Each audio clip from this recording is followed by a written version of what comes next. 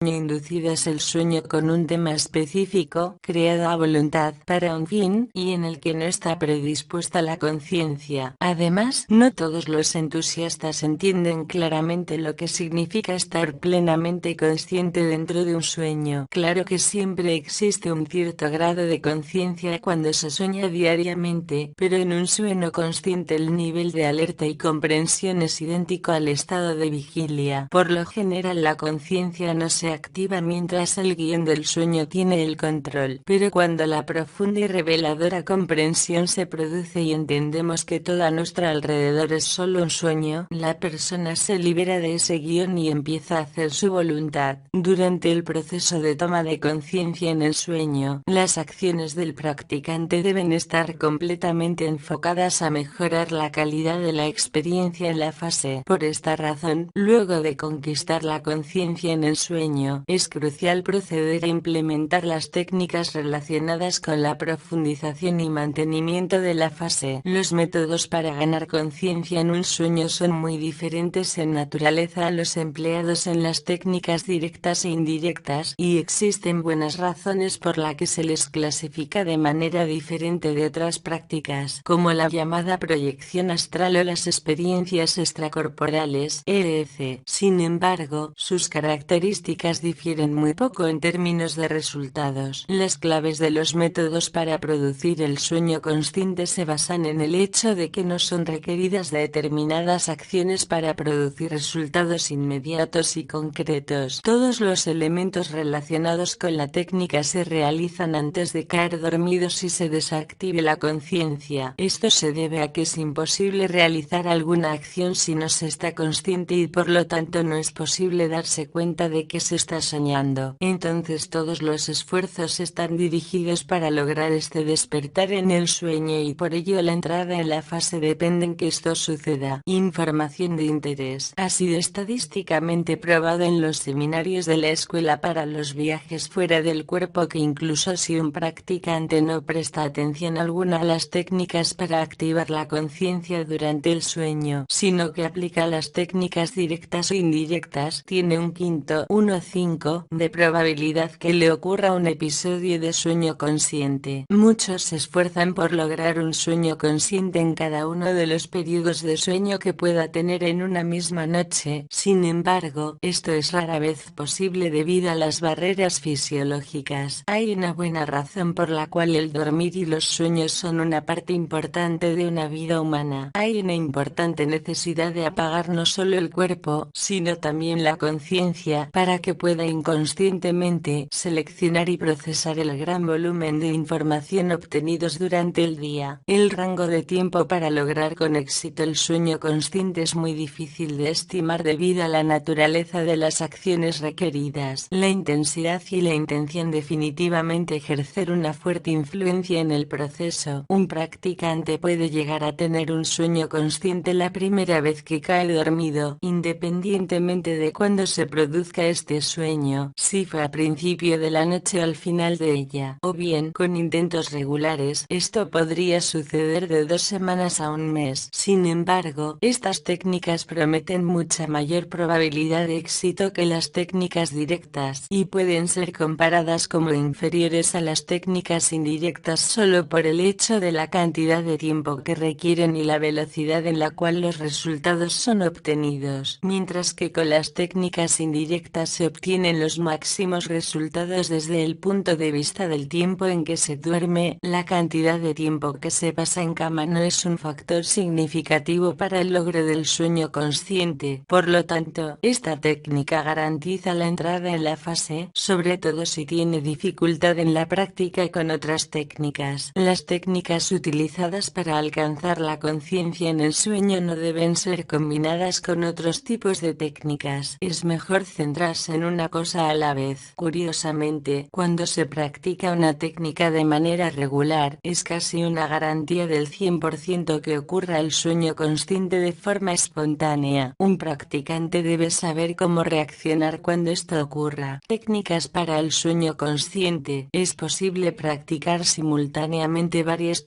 técnicas aquí mencionadas para lograr la conciencia durante el sueño, ya que cada técnica es compatible y complementaria entre sí. Recordar los sueños. Está ampliamente extendida la falacia que supone que algunas personas no pueden soñar. Todo el mundo sueña, pero no todo el mundo recuerda sus sueños. Incluso aquellos que sueñan activamente recuerdan solo una pequeña fracción de esas experiencias nocturnas. Por lo tanto, uno no debería pensar que es imposible que alguien que no recuerde sus sueños pueda en algún momento lograr un sueño consciente. Lo único que debería hacer esta persona es simplemente aprender y utilizar estas técnicas. Al mismo tiempo, existe una correlación directa entre el número de los sueños recordados y la probabilidad de alcanzar la consciencia durante el sueño. Es por ello que el desarrollo de la capacidad de recordar sueños es crucial. En esencia, la capacidad de lograr el sueño consciente descansa en la mente consciente, la cual está básicamente interconectada con los procesos relacionados con la memoria. La conciencia es inherente a los sueños, pero carece de la memoria operativa rápida. Los soñadores saben quiénes son, saben sus nombres, cómo caminar y cómo hablar, pero no podrían saber cómo los eventos a su alrededor están relacionados o la naturaleza del significado de los mismos. Al aumentar la frecuencia de los sueños recordados, se desarrolla la memoria a corto plazo en los sueños, lo que permite experiencias de sueños más realistas seguidos por una mayor probabilidad de sueños conscientes. Hay 3 técnicas dedicadas a aumentar el número de sueños recordados. La primera es simplemente recordar los detalles de los sueños al despertar. En los primeros minutos del despertar, trate de recordar la mayor cantidad de detalles posibles del sueño de la noche anterior. Esto debe hacerse con una gran cantidad de atención y diligencia, porque este ejercicio refuerza la memoria. Si es posible, durante el día, o, mejor aún, antes de irse a dormir por la noche, recuerde los sueños de las noches anteriores una vez más. Hacer esto es altamente beneficioso. Escribir sueños en un diario dedicado a sus sueños es la segunda técnica y es igualmente mucho más eficaz que el simple recuerdo. Acostúmbrese a registrar sus sueños en la mañana, mientras los detalles aún les son frescos. Mientras mayor sea la cantidad de detalles que pueda recordar y anotar, mejores serán los resultados finales. Se trata de un enfoque muy atento que exige una mayor conciencia que el simple recuerdo. Escribir sueños en un registro aumenta significativamente el conocimiento de sus propias acciones y aspiraciones. Otra forma de recordar los sueños es crear un mapa del mundo de los sueños. Esto se conoce como cartografía del sueño y es similar a llevar un diario. A través de un nivel de esfuerzo más elevado se desarrolla la conexión de los episodios oníricos como en un mapa. En primer lugar, se registra el sueño, describiendo lugares y eventos que luego son trazados en el mapa. Este proceso cartográfico se repite con cada sueño subsiguiente, y después de varios sueños un episodio se producirá en el que está de alguna manera relacionado con la ubicación de un sueño que ya haya sido registrado. Los 2 sueños relacionados que tuvo lugar cerca uno del otro se trazan y se conectan en el mapa. Con el tiempo, cada vez más relaciones se crearán entre sueños y el mapa será cada vez más preciso y menos desordenado. Como resultado, la frecuencia y la calidad realista de los sueños recordados aumentará, y el soñador aumentará su capacidad de alcanzar la conciencia durante el sueño. Otra mejora es recordar los detalles de los sueños entre los periodos de sueño durante una noche, en vez de esperar hasta mañana. Para lograr esto, ayuda a tener al alcance una pluma y un pedazo de papel para apuntar rápidamente la experiencia de la fase o varias palabras clave de la trama del sueño antes de caer dormido. Con esta información, la mayoría de los sueños serán recordados de forma rápida y precisa. El resultado inicial con este ejercicio es el rápido aumento en el número de los sueños recordados. Cuando este número llega a ser significativo, entre 5 y 10 por noche, consciente. El sueño consciente ocurre en forma espontánea. Intención. La intención es crucial para el éxito de cualquier técnica, pero con respecto a los sueños conscientes, su importancia se multiplica. El tener intención está inextricablemente ligada a su propia aspiración interna, que tiene repercusiones tanto en los estados conscientes e inconscientes. En realidad, un elevado grado de intención funciona como un poderoso método de programación mental. Esta técnica se realiza antes de dormir al afirmar con fuerte deseo el poder tomar conciencia durante el sueño. Para obtener los mejores resultados, junto con una fuerte intención claramente definida, programe con antelación aquellas acciones que hará una vez que logre alcanzar el sueño consciente. Creación de un ancla. Debido a que los sueños conscientes no están vinculados a acciones específicas que puedan llevarse a cabo dentro de un sueño y la percepción sensorial continúa operando en el estado del sueño, es posible desarrollar y utilizar un reflejo condicionado artificial para alcanzar la conciencia. La esencia de esta técnica es el entrenamiento de la conciencia para reaccionar ante un estímulo programado y que se realiza en ambos estados, tanto en la vigilia como en el sueño, para crear el hábito de la respuesta específica cada vez que se produzca una determinada situación. Por ejemplo, mientras está despierto, un practicante puede preguntar: ¿estoy soñando? Cada vez que ven un ancla